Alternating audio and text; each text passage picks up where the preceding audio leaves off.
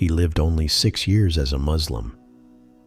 But when he died, the throne of the Most Merciful trembled. He was a warrior, a leader, a believer whose faith shook the heavens. 70,000 angels descended to honor him.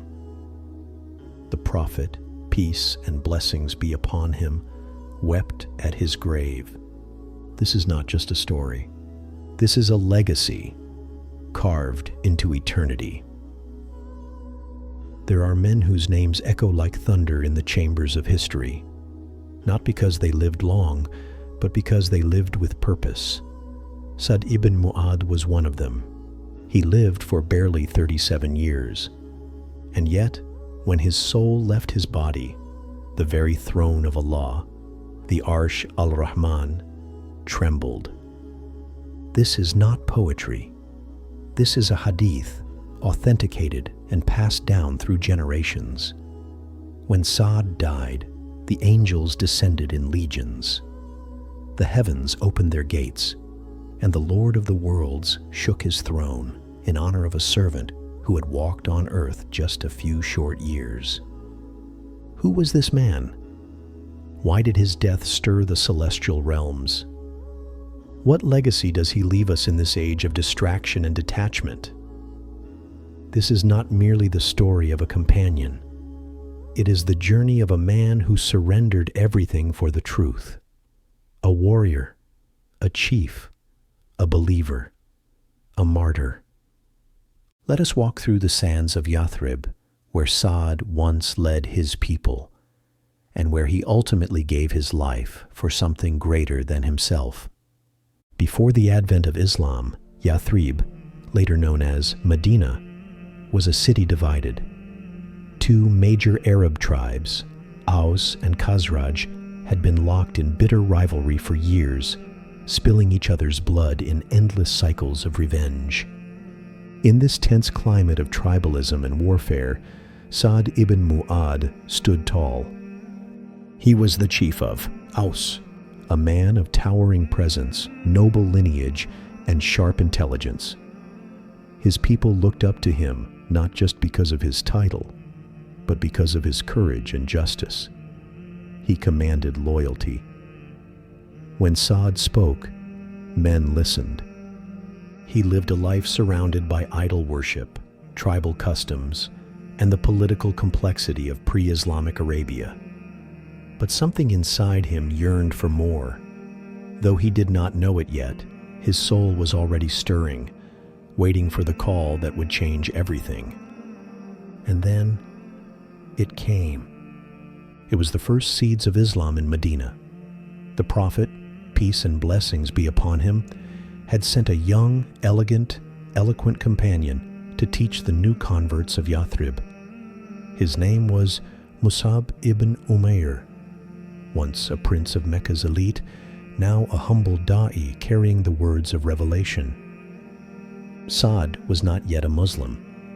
In fact, he was furious that this outsider had entered his city, calling people to abandon their gods.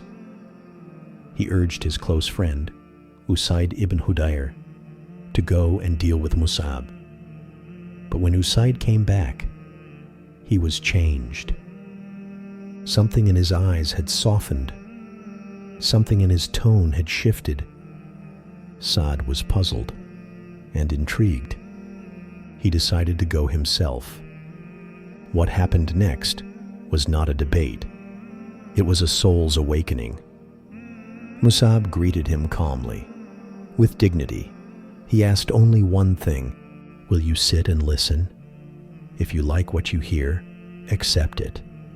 If you don't, I will leave." Sa'd agreed. Mus'ab recited verses of the Quran, not long speeches, not emotional manipulation, just the pure, unfiltered words of God. And in that moment, Sa'd's heart cracked open. The verses entered. Truth rushed in. He embraced Islam on the spot.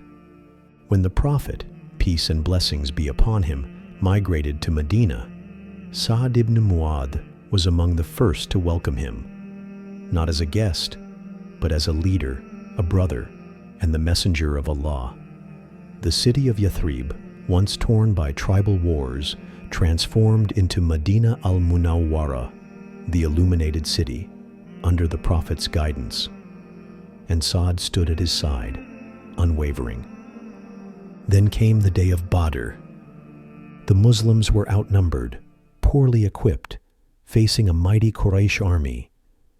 It was here that the Prophet, peace and blessings be upon him, turned to his companions and asked, "Advise me, O people." Sa'd rose, and what he said was not mere rhetoric. It was a declaration of love and loyalty that would be etched in the records of eternity. "O Messenger of Allah, we have believed in you. We have testified to the truth of your message. We have given you our oaths and our pledges that we shall obey you.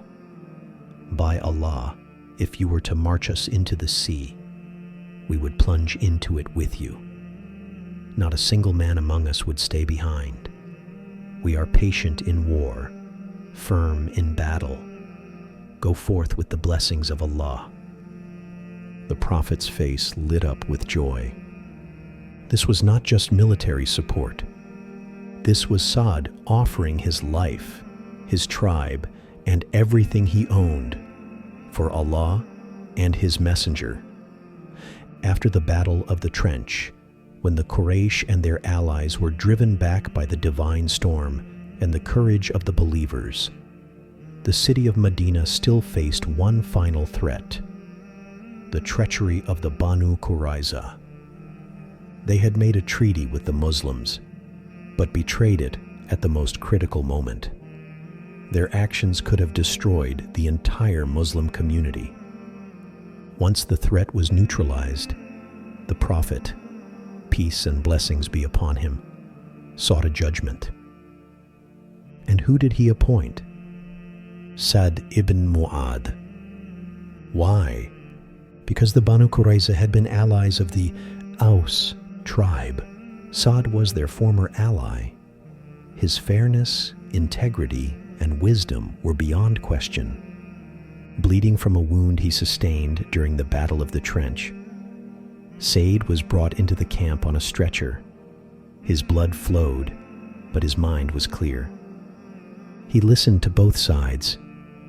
He knew the gravity of the betrayal, and with a voice steady and firm, he pronounced the judgment, one that aligned perfectly with the Torah, the tradition of justice among the people of the book. The Prophet, peace and blessings be upon him, said, "You have judged according to the judgment of Allah from above the 7 heavens." The air was heavy. Justice had been served, but Sa'd was dying. His wound reopened. His blood would not stop. His companions rushed to his side, but he already knew his time had come. He looked to the sky. He smiled. He had fulfilled his covenant. He had defended the truth.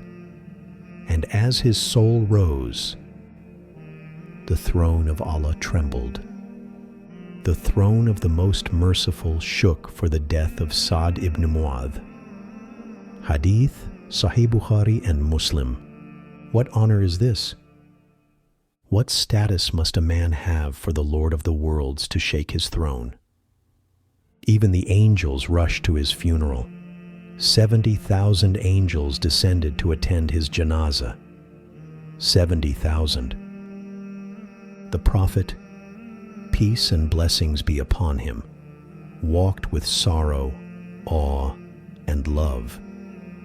And when they buried him, the grave tightened, even for Sa'd.